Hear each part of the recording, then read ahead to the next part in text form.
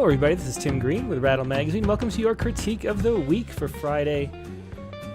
What is it? June 4th. Oh, yeah, it's my birthday. Happy birthday to me. But there's no place I'd rather spend it than looking around at a couple poems with y'all. So let's get into it in just a moment. But first, I have to... we don't really care about Twitter too much. No offense, Twitter watchers. But it kind of failed as I started to go. So let me fix this again. Get broadcasting on Twitter too. Okay. So we gotta create this broadcast. Then we gotta tweet this broadcast. And we are good to go. Okay, so welcome to the critique of the week, everybody. Good to see you. Let me see who we got. We have Catherine Swanson, Aaron Cloyd, Nate Jacob, Catherine Swanson, Sharon Ferranti, Paul Corbeil. Yeah, hello to everybody over there on Facebook. Over on YouTube, Cindy Botha and D. Coleman, Terry R. Mark Spicknall. Hello, good to see you. Okay, so let's get into today's critique of the week. As always, the point of these is to sit around and give that workshop experience that's worth so much that you pay an arm and a leg for it if you didn't get a full ride to your MFA program. And today's poet is Nancy Iannucci, who a lot of you might recognize because she is a frequent contributor. I don't see her yet. She might be kind of remaining silent, but she's probably here, or she is very often anyway. And she has two poems for us this week, a shorter one and a longer one. And here's the first. Are you guys ready? There it is. If Only We Were Butterflies, for John Keats. Let me make this a little smaller too. There we go. If only we were butterflies, we could ride with the Macrolepidoptera clade, wear kaleidoscopic jackets, be wild, wild, live like we had less than a month to leave, crash all the colorful parties. We could drink fast, sip through straws, float drunk in the rain, like reckless rock stars, then sit and shake in the sun. We could cross over from chrysalis to this. We could speak in vibrations, hover between realms, half in and half out, never revealing what we know.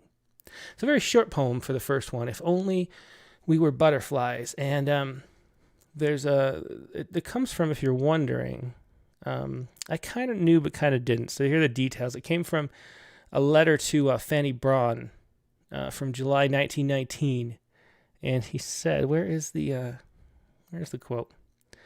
What he actually said was, I almost wish we were butterflies, lived but 3 summer days, 3 such days with you I could fill with more delight than 50 common years could ever contain. So the actual title of the poem is a quote, which I'm not sure how familiar people are with that quote or not. I mean, Google is your friend, and I Google things all the time when I don't know.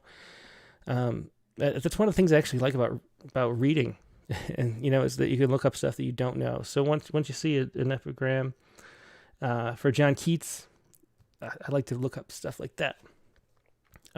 So I think it works as a title coming from there. But then the question becomes, what does the poem add to what Keats already said, right?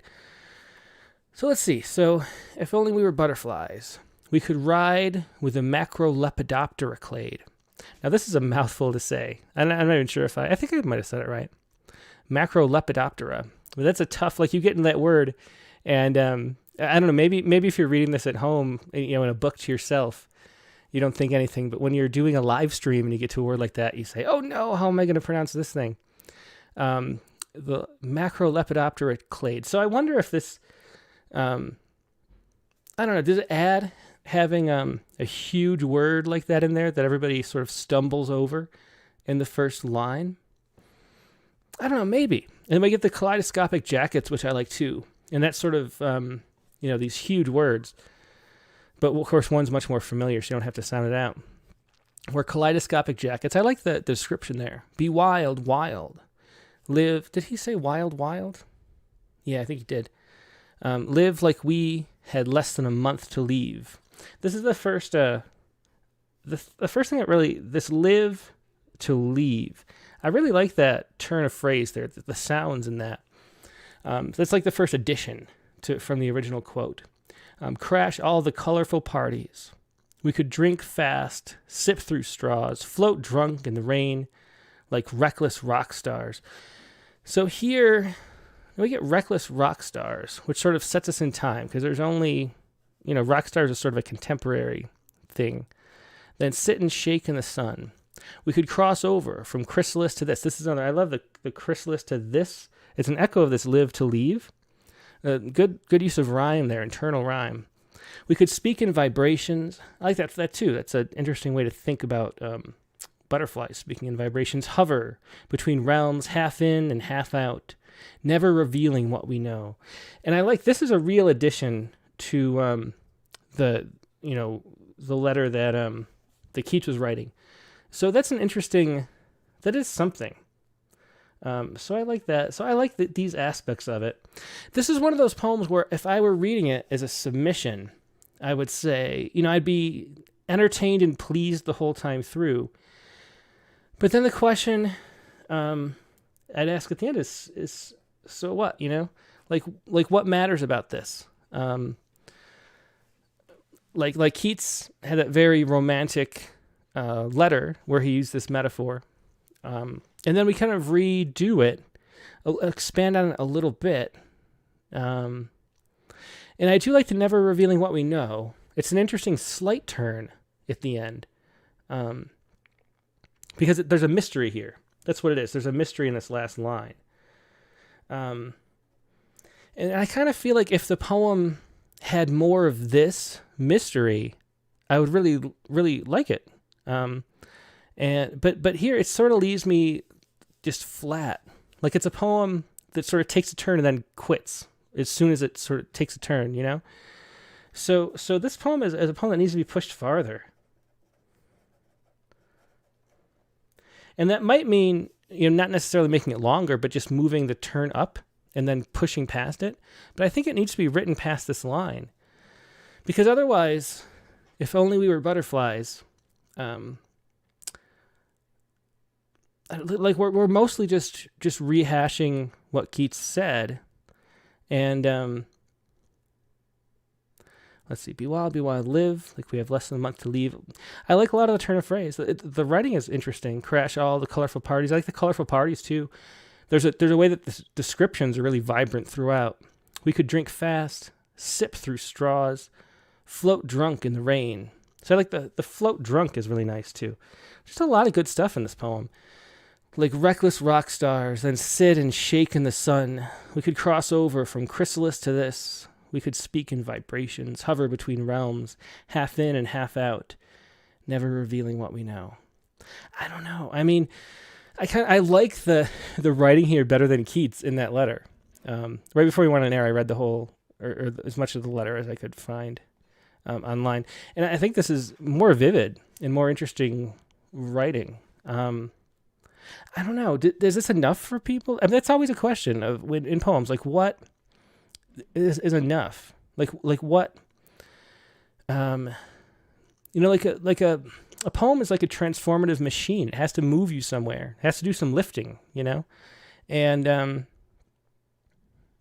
let's see. So Carlton Johnson pulled up this Byron's Muse. If you're on Facebook, you can see the whole letter.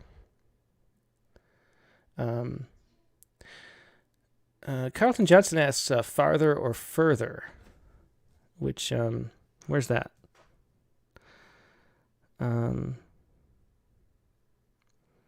Where's the farther or further? Still sips the drink like rain, Rockstar Shake the sun. Where's the... Why do I always... It's so hard to find words in the text. We could ride with macro Lepidoptera clade, where clade with jackets be wild, live like we had less than a month to leave, crash all the colorful parties. We could drink fast, sip through straws, float drunk in the rain like reckless rock stars, then sit and shake in the sun. We could cross over from chrysalis to this. We could speak in vibrations, hover between realms, half in and half out, never revealing what we know. Oh, in my notes. Sorry. Yeah, I don't know. Farther, further. What's the difference? I'm just right in, like lean into this sort of mystery and reveal a little bit of it. My question to you as the audience is this enough? Like, would you be satisfied if you read this poem? If we were at an editorial meeting, we were looking at this, that's the question we'd be asking with this. Because there's really, there's a lot of really nice lines. It's vivid. It makes you think a little bit of a different way. And then the question would be like, is it enough? Like, will you remember this in, when we move on to the next poem? Like, how much of it will you remember? So let me know in the comments. So one thing I was going to bring this up to, Carlton Johnson asked why the slashes. And that's an interesting, you see that in poems sometimes, and it's sort of a way to like make a hybrid between a prose poem and a lineated poem. So here we end up with all the lines about the same length, so it's sort of a block of text, but then we get this sense of breaks too and little pauses. And I think that's the only effect. It's like an even more slight line break. A line break sort of draws attention and slows your pace down a little bit every time you come across it. So the words at the beginning and the end stand out a little bit, and you pause just in your mind for a second as you like sort of jump over this, like maybe think of this little fence you have to leap if you're running like a, one of those, what do they call those? The hurdles. Yeah. Like if you're doing a hurdle race back in high school or whatever, and you're jumping over fences every time as you go, and it doesn't really slow your stride down, but maybe a little bit it does. And that's the kind of effect it has. So it just has an effect. And you just have to wonder, if those were regular line breaks, how differently would it feel? And it's all about feel in these kind of concepts. Like how fast do you want the poem? Where do you want attention drawn? And that's one technique you can use if it feels right. So you can just kind of feel it. I don't have any problem with it or any love for it. The poem looks, because it's not a big mess, like a big ragged mess on the page, which it would be if you had all these line breaks as actual line breaks rather than just slashes. It looks a lot cleaner and tidier, more like a letter like John Keats originally had. And it's one of those things where I think, to me, you feel a little more confident that the poet knew what they were doing and was trying to do something than if it was just ragged with like just hover alone on a line, just running down the page. So you get the breaks where you want while still looking pretty on the page, basically, is kind of what you get with this form. And I think it works. So the question I just want to know is, did everybody think it does enough? And I would lean toward no. But it's one of those poems that would be a tough decision because I do like a lot of it. So let's see. So Sharon Frente definitely has potential, but no, it doesn't take you to his meaning. Nate Jacobs says a good poem. I love the ending. Transforming from chrysalis to a butterfly can be explained in scientific ways, but it also can be observed in a beautiful material way too. And maybe the butterfly doesn't know or doesn't want us to know how that comes about. Yanita Girajiv says, I enjoy the musicality, but it didn't make me feel anything new. Yeah, that's the thing. Like there's a slight, never revealing what we knew or what we know is where the heart of the poem is. Like there's a little bit, just a tiny, tiny bit of buzz in that. Or like, I think we were talking to Michael Mark the other day, and he said, he called it colors. A poem feels like a color, like sort of that synesthesia kind of thing, or a resonance or a vibration or something. There's a little bit right there. And I feel like that, maybe if we knew more about the we, and maybe the story was sort of the we was told a little bit more, and we get to know a little bit more about what we're not going to be revealed. So we can like guess what's going to be revealed a little bit. I don't know. It leaves me wanting more. And it's one of those things too, where a poem, like there's sort of two ways to write. I always mention at the beginning of the show, or usually, that an MFA program, the critique of an MFA program is a very valuable part of it. But then you do end up with a sense of like thinking about poems in terms of, how clean they are, kind of. How vivid and concrete the images are, and how there are no cliches, and how there's a control of the language. And it's sort of like filling out a multiple choice test and getting all the answers right versus really, understanding a concept in a way you could teach or something. I mean, there's a way that we read toward like, would this be a good poem in a workshop? And it sort of leaves out the meaning behind it. And where personally, I'd rather read a rough poem that had a lot of meaning than a really clean, neat poem that didn't. And so that's why I would lean against this, but it is really well written, and there are some interesting things in here too. I've been avoiding YouTube, or not avoiding, but, haven't got over to YouTube. Let's see what people on YouTube are saying. Oh, Nancy is here. That's the question I get a lot. Move forward, she says. This is actually the poet, Nancy Iannucci. You leave me flat. It's good to hear it again. I need to work on that. So helpful. Yeah, so I think you have to find the mystery. Like what compelled you to write the poem? I think there's always the question about the poem. I think there's always, unless it's just a pure exercise, there's always some itch in the back of your head or some message. I mean, literally, I think what it is that your right brain, which is nonverbal and holistic, is trying to tell you something. And so there's a mystery, there's a question. There's something that's gnawing at you when you're writing a poem. And so digging into that and finding out what that is sort of what the process of the poem is, and what we as readers love too, because we get to experience that at the same time. We get to learn through that magical thing that's going on. So what he's about is lean into this and push it farther, and see what you can do, so you can surprise yourself by continuing past this point. And so that's what I would focus on. But let me read the other comments too. So Terry R says, the subject of this poem makes me want it to astonish. Cindy Botha says, no, it's not quite enough for me. I want an oh wow moment or something more open-ended to get me pondering.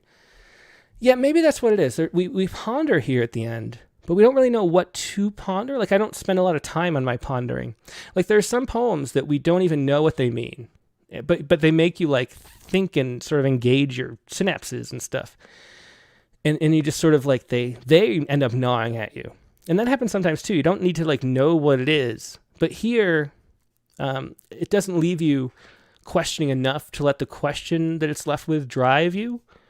So I think we need more material. Canon McAfee says, I like the poem, but the metaphor implies more about transformation or becoming, even liberation. Mystery is nice, but it's not a revealing finish to the metaphor. Yeah. I mean, so just the question with this is why, I don't think, I said, I think every poem should answer the question of why it was written, and what compelled you to write it. And I don't think that is answered yet, but there was something. So lean into that and figure out what that something is. Okay, let's look at the other poem. It's a little longer. This is Go-Go Boots. Sorry for the... Okay. Go-Go Boots. So let me look at the comments one more time. Over on Facebook before I move on, because I should shift back.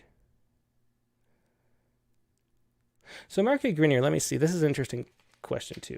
Then we'll get back to Go-Go Boots. So Mark A. Grenier says, it seems that the transition from chrysalis to butterfly is incomplete, half done, and that's the point. Which is an interesting comment. From chrysalis to this. Could speak in vibrations. Yeah, I mean, I see that too. Let's see. So Carlton Johnson says, I heard you say the letter was really written in, did I say 1919? But the correct year is 1819. Yeah, so I say things wrong a lot. When you look back at yourself doing a recording that you're just speaking extemporaneously, you say a lot of things that's just wrong. They just come out of my mouth completely. The wrong word appears, which is really, really annoying if you know what you meant to say. So Josh Williams said the poem seems like the first part of a poem. That's a good suggestion. Anyway, so he also says it needs a second part that responds to Keats, maybe argues with him in some way. That might be another thing. Instead of maybe pushing past this, make this one and then have a two. And maybe have it be something that is really, really different. David Kirby talks about braids. That's his style of writing, and other people use his style too. But he tries to find things that are related, but sort of as far apart as possible. So it's a real stretch to imagine how they're related. And he tries to take three things. In the poem what was the poem? There was one about someone burying or visiting a funeral. At the same time, it was about a cowboy. At the same time, it was about something else. It was one of the more popular poems we published. It's called More Than This. So go look that up. And that has three threads running through the whole poem. And that might be a way to like spark out into something new, like have something completely different here as a second section, and try to merge the two together in an interesting way that might reveal some of that mystery that's not being revealed, really. So Mark A. Gunner says, I think this is an excellent poem. So it's enough for Mark. Carlton Johnson asks about the ampersands right here. The use of ampersands. I think that goes along with the slashes. I don't know, and people have opinions about it. I really don't. It's just a stylistic thing. It changes the reading of it a little bit. Oh, there you go. Yeah, Aaron Cloyd over on Facebook, he included the link to More Than This by David Kirby. Thanks, Aaron. Yeah, so maybe the second part is what we really need. Okay, let us see. Let's go back to this Go-Go Boots now. Go-Go Boots. You sat white-lipped, pearl shimmer clouds below lightning-bolted eyebrows. Zwiggy thin, legs crossed in a provocative pretzel twist with a white Russian in your grip. Mod fringe, aloof and innocent, you had no idea who the man was sitting to your right. Who the man was sitting to your right, sorry. I think of his name now. Was it Emile? You asked as if I'd know. You were an antelope in his eyes, fixed and hunted. But you wore the boots, black go-go boots, a follower of Zod, feminine mystique, a plum. Your second wave head turned to face the camera, undaunted. I can't get over those boots. They reached your thighs. No wonder the guys sat neglected to your right. Oh, the parties you attended. I think the phrase wearing a lampshade was conceived at this one, when Dad felt the mosquito sting off Cam Bay's waterways. Boots wet in Asian sand as black and formidable as the go-go in your boots. Twisted by the man to your right. He read your letter and tore the photo. In 1971, it flew back with him in fragments, and all that remains is a patched-up Kodak with your left boot missing. The man to your right was saved. My dad was a hero. Interesting. I might have to read that again to sort of piece it together. It's one of those poems where I wasn't sure exactly what was going on, but it sort of resolved by the end. So this is Go-Go Boots. I think Go-Go Boots, I think that's a good title. It's interesting enough. You don't see many, I don't know if, I can't remember off the top of my head any poems I ever read about Go-Go Boots. And I don't even know for sure what Go-Go Boots are. I'm kind of imagining Go-Go Boots. Yeah, they're like the knee length, but all, plain colored boots. Okay. So, so I think it's an interesting title, and it's like the center of the poem. So it sort of leads you into what you're going to be experiencing, like what the poem's going to be about. It tips them in that direction. So it's a good way to start. It's a good anchor. You sat white-lipped, pearl shimmer clouds. So who is the you? That's what I kind of... let's see. You asked if I... Let's see. I'm going to have to read this poem again. Because is the father the you? The man to your right was saved. My dad was a hero. Okay, so let me just read this again. Try to, now that we know more about the context, it'll probably make more sense. So you sat white-lipped, pearl shimmer clouds below lightning-bolted eyebrows. So white-lipped, pearl shimmer clouds below lightning-bolted eyebrows. So I'll just say, maybe I'll go through this slowly. I think this feels a little overwritten. Oops. Overwritten. Like the other poem had such great descriptions where they weren't going too far. Float drunk in the rain, the reckless rock stars, the vibrations, and this sort of white-lipped pearl shimmer clouds below lightning bolted eyebrows. It feels like this could be half the length and not lose anything. So it feels sort of just too many adjectives. Twiggy, thin, legs crossed in a provocative pretzel twist. I like that, though. With a white Russian in your grip. So this is a good description. So I like this. I like the second two lines better than the first two. Mod fringe, aloof and innocent, you had no idea who the man was sitting to your right. I can't think of his name now. Was it Emil? So you had no idea.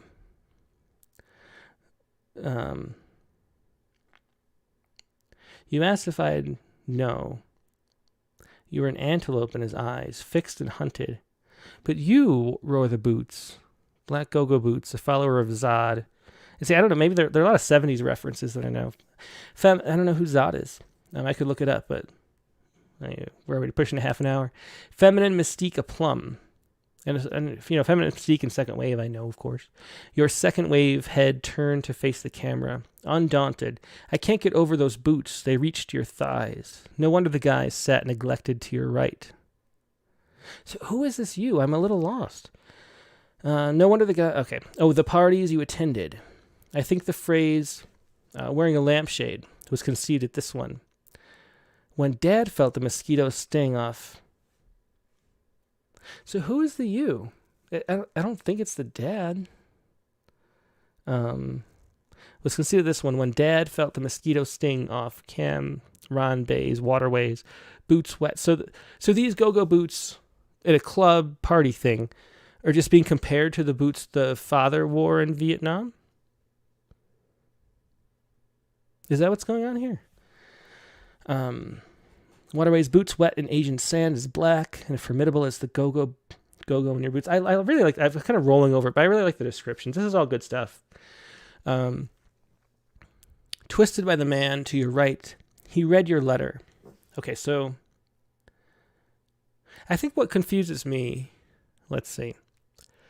Boots are wet in Asian sand is black and formidable as the go-go in your boots. Twisted by the man to your right, he read your letter. See, this is what it is. He read your letter and tore the photo. In 1971, it flew back with him in fragments, and all that remains is a patched up Kodak with your left boot missing. The man to your right was saved. So is this a picture from Vietnam? At a club before the one in the picture died, and the dad came back a hero. So is the you the dad? I'm just a little confused. Hopefully,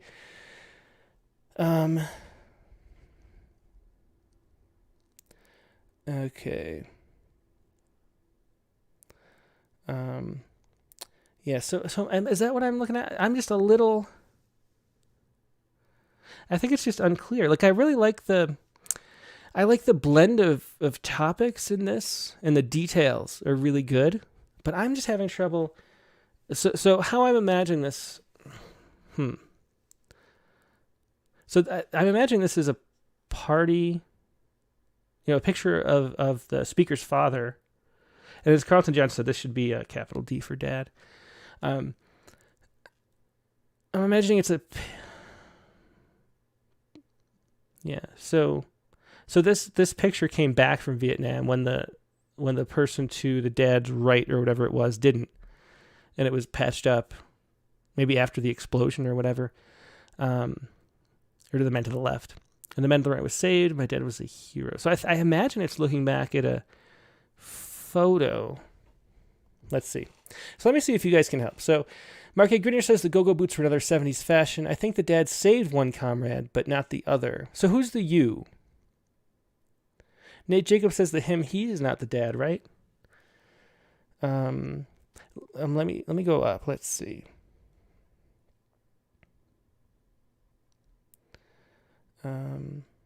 So Lisa Ellison says, I think the you is her sister, given the reference to dad. But it says my dad, not our dad. Right? So if you was the sister, then we would say our dad was a hero, right? Yeah, so you is the wearer of the boots. I was thinking that you might be the mother.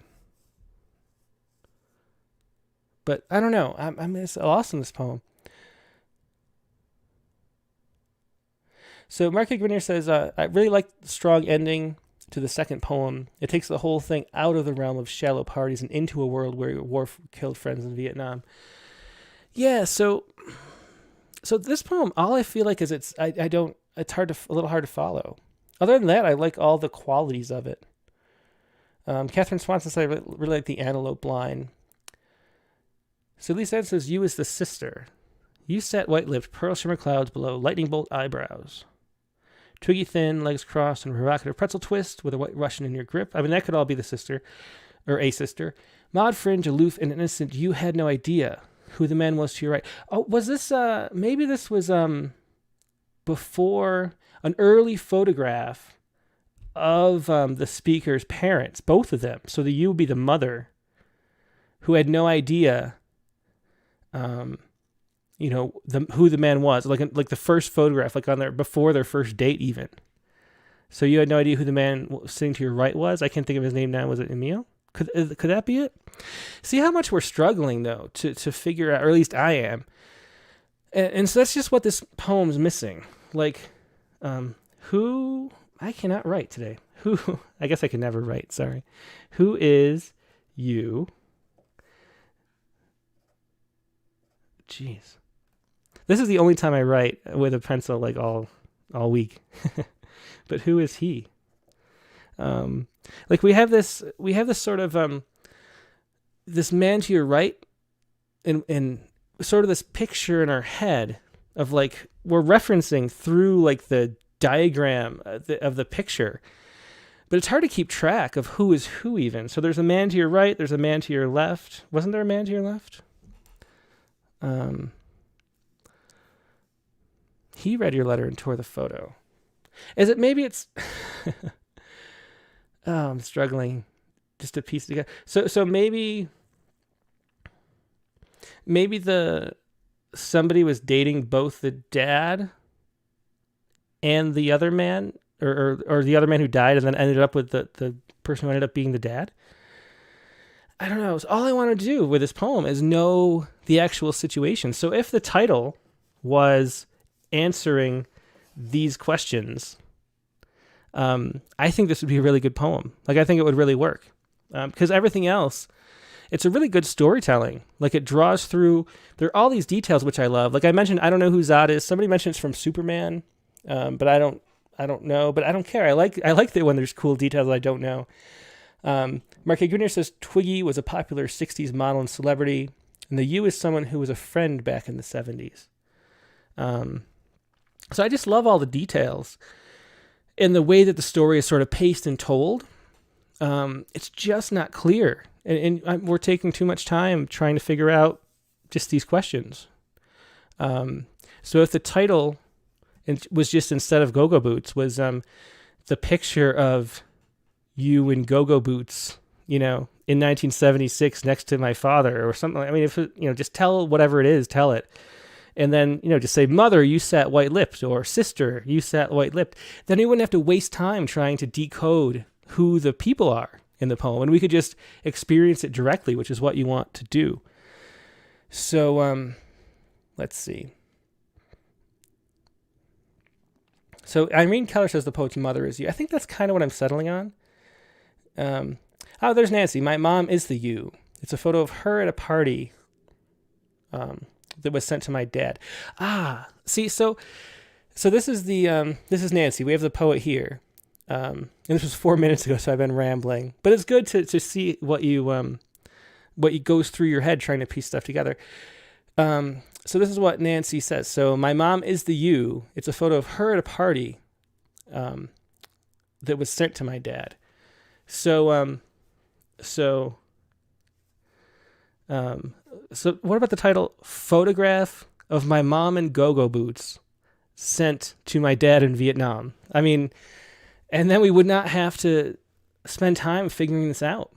And we know the situation, and then we can just experience it. And then the whole thing draws. Let me read through the poem one more time now that we know the situation. So this is a photograph it's describing of the mom at a party in the 70s, of course. So the you is the mom sent to the father who was in Vietnam, I'm assuming.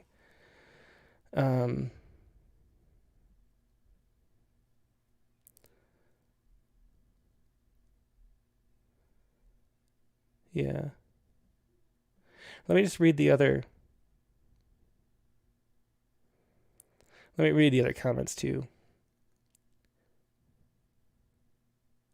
Yeah, Josh Williams suggests just Mom's Go-Go Boots. I think that could work too. Well, if it was Mom's Go-Go Boots, I think we would still... No, we wouldn't. We would know because, we describe who's in the Go-Go Boots. So if it just said Mom's Go-Go Boots. I like knowing a little more of the situation, though, I think. But let's read it like knowing what we know now, right? So this is a photograph of Mom in Go-Go Boots sent to the father. You sat white-lipped, pearl shimmer clouds. See, what I would do probably is just cut this. The pearl shimmer clouds is too much. But you sat white-lipped below lightning-bolted eyebrows. I like that. Twiggy thin, legs crossed in a provocative pretzel twist with a white Russian in your grip. So now we know this is Mom we're just talking about, which is so there's so much more meaning in the you when we know that it's Mom. Like that means a lot to be a mom. And so this description of Mom just has so much more meaning now that we know who. Mod fringe, aloof and innocent, you had no idea who the man was sitting to your right. I can't think of his name now. Was it Emil? I don't know. I think this maybe I would cut. Because you already said that you don't know. And then the voice comes in, and it sort of adds another layer that doesn't really come up again. Like this is, I imagine... This was asking the mom who that was, and then the mom says this, but it's sort of an extra... If the poem did that a bunch of times, it would work. But that one voice being there is kind of unnecessary and doesn't add anything, but can throw you off a little bit. So I would cut that. You asked as if I'd know you. I'd know. You were an antelope in his eyes. So maybe...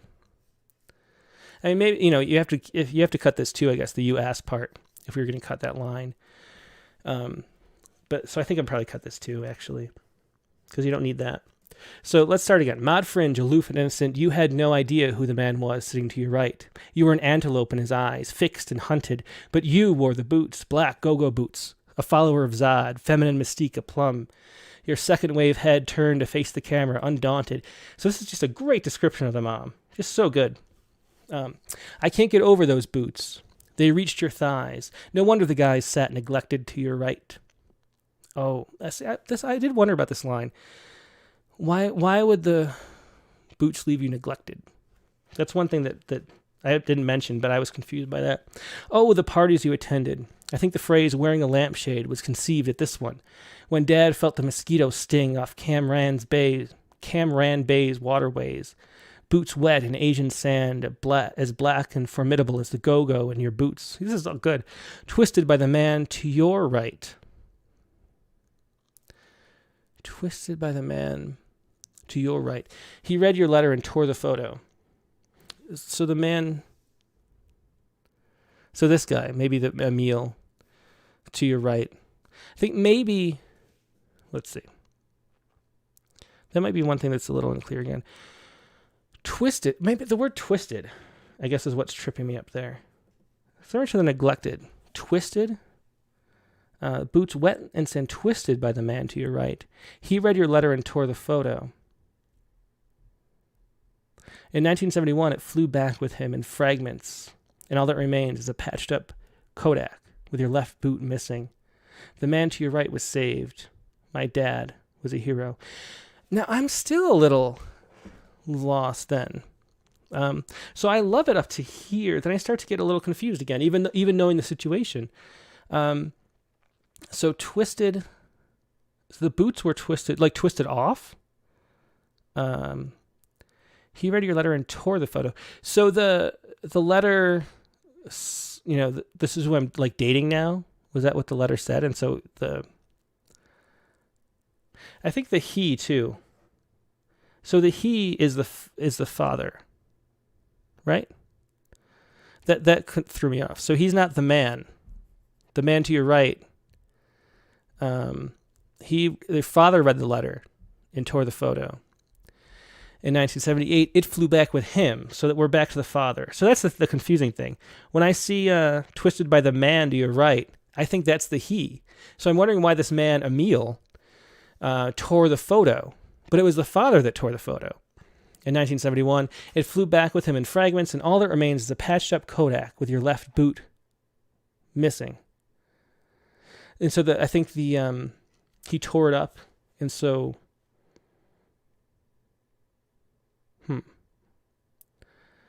so he tore it up, and so the little fragment of the photo with the left boot is still gone. The man to your right was saved. My dad was a hero.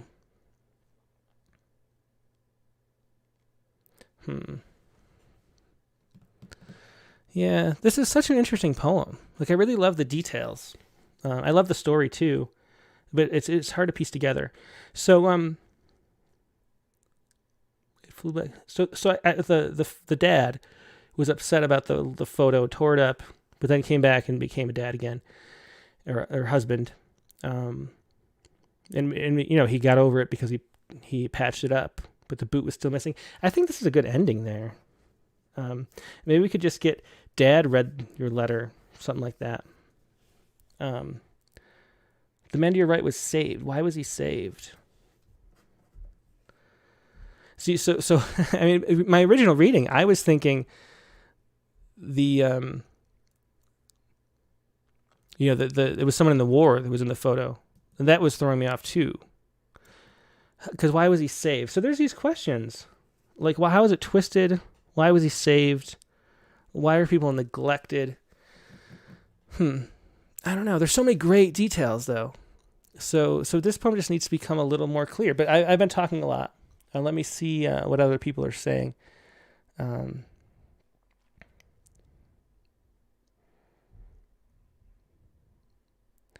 Yeah, I'll skip over we're trying to still figure it out because we know now. I think the comment, this is Mark Grenier, I think the comment about who it was helps introduce a contemporary scene where they are talking about the photo. Sharon Friday says, Mom probably looked better in the boots. Catherine Swanson says, twisted, that's a very interesting photo to send to somebody who's away at the war. Oh, twisted. Twisted. So the act of, so I think Catherine's saying the act of sending the letter was twisted. Like, I'm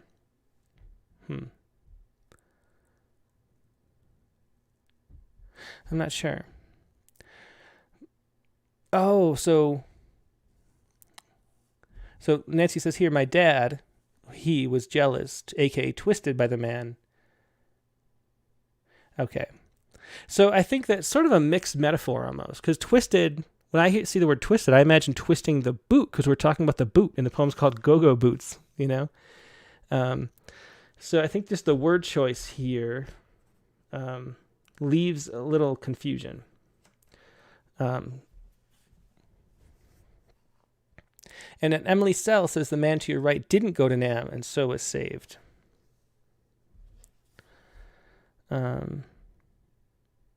Yeah, I mean, let's see. Sharon Friend says maybe they were cheating. Mark A. Greener says, I think the photo was torn in Vietnam when soldiers were together. I think Emile, may have been the man saved. So is Emile...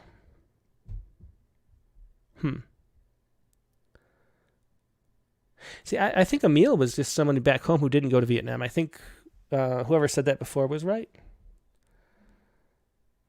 So Mark A. Greener says, Dad saved the man to a right, I think.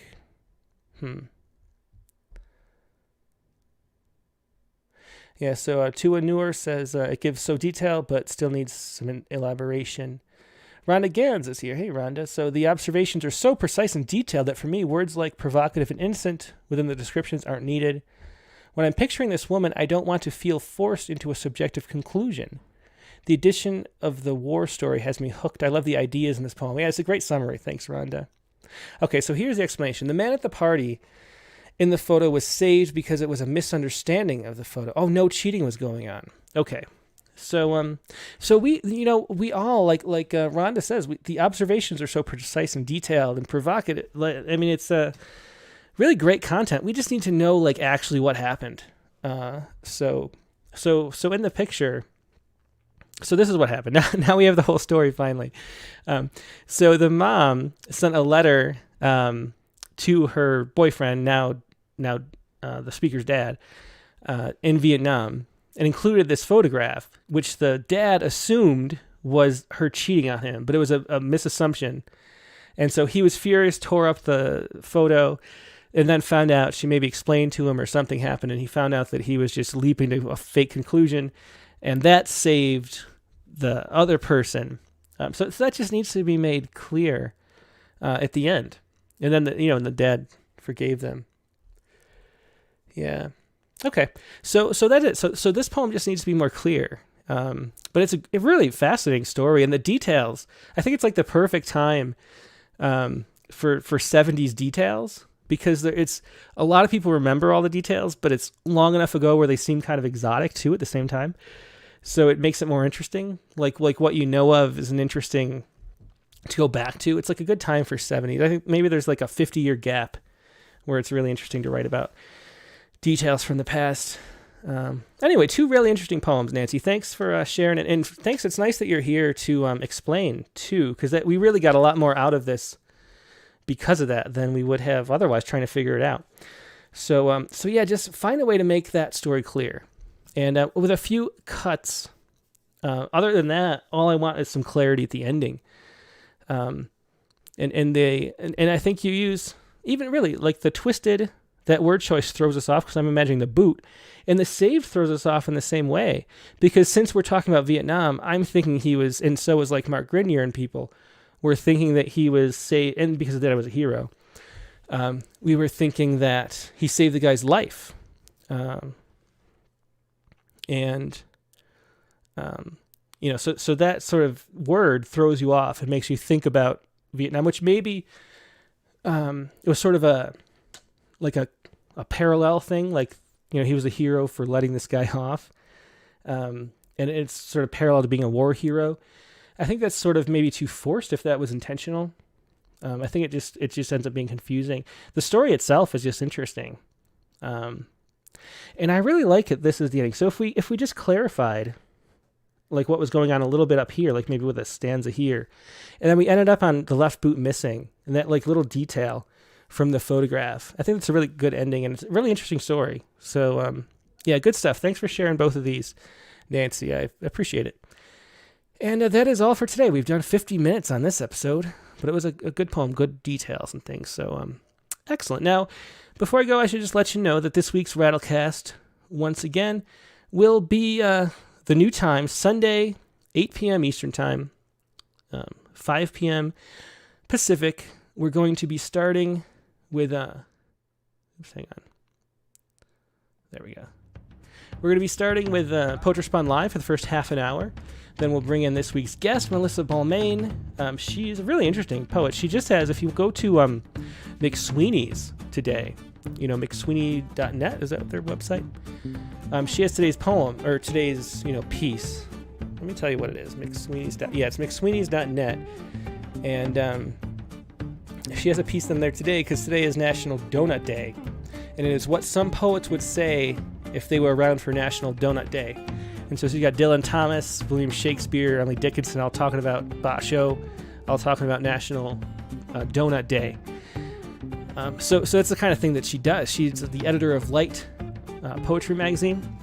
And she's also has this new book of sort of fractured fairy tale poems, The Witch's Demands, which we'll be talking about.